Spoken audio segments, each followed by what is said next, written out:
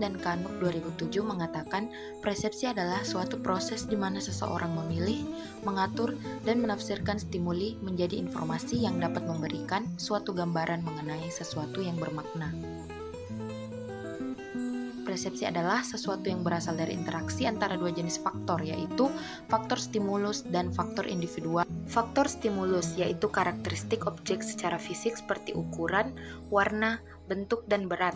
Tampilan suatu produk baik kemasan maupun karakteristiknya mampu menciptakan rangsangan pada indera seseorang, sehingga mampu menciptakan suatu persepsi mengenai produk yang dilihatnya. Faktor individual, yaitu karakteristik yang termasuk di dalamnya tidak hanya terjadi proses pada panca indera tetapi juga pengalaman yang serupa dan dorongan utama suatu harapan dari individu itu sendiri. Dalam buku Othman 2010, Marketing Stimuli merupakan seluruh komunikasi atau stimulus fisik yang didesain untuk mempengaruhi konsumen, seperti stimulus primer atau intrinsik, yaitu produk dan komponennya berupa kemasan, konten, dan properti fisik. Yang kedua, stimulus sekunder atau ekstrinsik, yaitu desain komunikasi berupa kata, gambar, simbol, harga, outlet, dan pemasaran. Dalam buku Sloman 2009, stimulus karakteristik, terdapat sensorik marketing, yaitu 5 sense, 5 indera manusia. Yang pertama, visual, yang kedua, auditoring, dan yang ketiga, olfactoring, yang keempat, gustatoring, dan yang kelima, taktil. Yang pertama kita bahas itu visual, color perception. Indera penglihatan menciptakan persepsi warna. Dan di sini warna bahkan dapat mempengaruhi emosi kita secara lebih langsung. Bukti menunjukkan bahwa beberapa warna, terutama warna merah, menciptakan perasaan gairah dan merangsang nafsu makan. Dan warna lainnya seperti biru menciptakan perasaan yang lebih santai. Contohnya seperti ketika kita melihat berwarna merah pada salah satu logo atau ikon restoran fast food, pasti kita terpikirkan oleh salah satu restoran, yaitu KFC. Terus yang kedua itu auditoring, sound perception atau indera pendengar. Indera pendengar akan menciptakan persepsi suara. Musik dan suara lainnya mempengaruhi perasaan dan perilaku orang. Contohnya seperti di Indonesia dan seluruh dunia. Pasti dari iklan tersebut kita bisa mengetahui bahwa itu merupakan iklan Indomie. Selanjutnya olfactory, smell perception atau indera penciuman. Indera penciuman atau bau dapat membangkitkan emosi atau menciptakan perasaan yang menenangkan.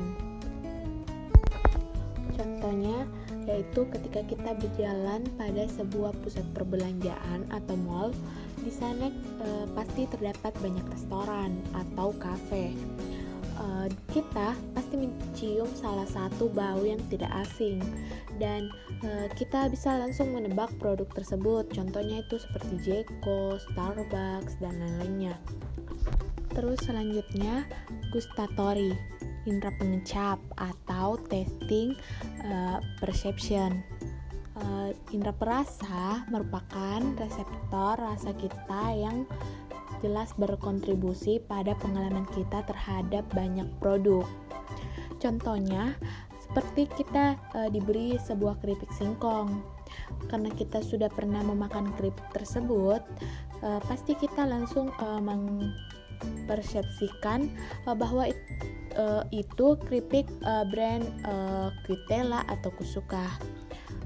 Terus selanjutnya taktil, feel perception atau indera peraba. Pada indera peraba sangat mendorong pembeli untuk menyentuh suatu produk. karena menyentuh produk tersebut itu dapat memberi customer untuk berimajinasi untuk membeli produk tersebut.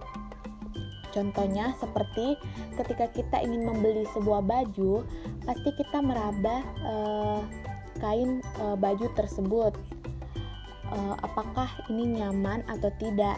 Dan ketika kita mempunyai pengalaman yang baik pada jenis kain tersebut, pasti kita memilihnya.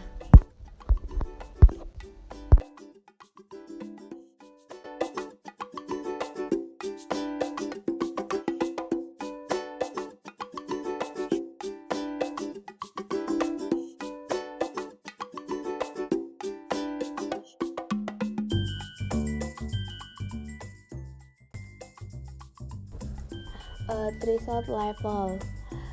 Pada threshold level ini, secara singkat, kemampuan konsumen untuk mendeteksi variasi cahaya, suara, aroma, dan stimulus-stimulus lainnya. Contohnya seperti konsumen yang mampu membedakan produk yang satu dengan produk yang lainnya. Selanjutnya, just noticeable difference, yaitu ambang batas perbedaan dalam membandingkan dua stimulus. Terus selanjutnya Weber Law, yaitu stimulus awal yang lebih kuat dan semakin besar pula kesempatan yang dibutuhkan agar stimulus tersebut terlihat berbeda. Contohnya seperti suatu perusahaan atau suatu store, semakin besar diskon pada suatu store tersebut, maka semakin besar pula peluang untuk mendapatkan banyak customer. Terus selanjutnya yaitu subliminal perception, yaitu ambang perbedaan minimum untuk terdeteksi antara dua stimulus. Contohnya gambar kecil yang terdapat pada suatu iklan atau shortcut messages pada iklan. Selanjutnya kita perlu ketahui bahwa di stimulus yaitu ada yang lebih penting, yaitu struktural elemen. Yang pertama itu size atau ukuran. Semakin besar iklannya, semakin baik exposure-nya. Contohnya itu seperti pada papan reklame. Jadi semakin besar pula iklannya, maka semakin besar pula peluang untuk mendapatkan banyak customer. Terus yang kedua itu color atau warna. Warna adalah cara yang ampuh untuk menarik perhatian ke suatu produk atau memberikan identitas yang berbeda. Contohnya ketika kita melihat bank yang berwarna orange, pasti kita langsung bisa mengetahui bahwa itu merupakan bank BNI. Terus selanjutnya position atau posisi. Di dalam media elektronik posisi, kita pasti selalu mencari apakah produk tersebut itu berada pada rating yang teratas atau lagi trending atau lagi viral. Terus pada majalah itu apakah produk ini terdapat pada halaman pertama atau tengah, atau apakah produk ini terdapat pada halaman akhir. Terus selanjutnya novelty atau sesuatu yang baru. Novelty ini stimulus yang muncul dengan cara atau tempat yang tidak terduga, cenderung menarik perhatian kita. Contohnya seperti ketika kita menonton TV, terdapat tulisan kecil di bagian bawah dan itu merupakan iklan dari suatu produk yang kita pasti penasaran produk apakah itu. Jadi kita pasti lebih tertarik.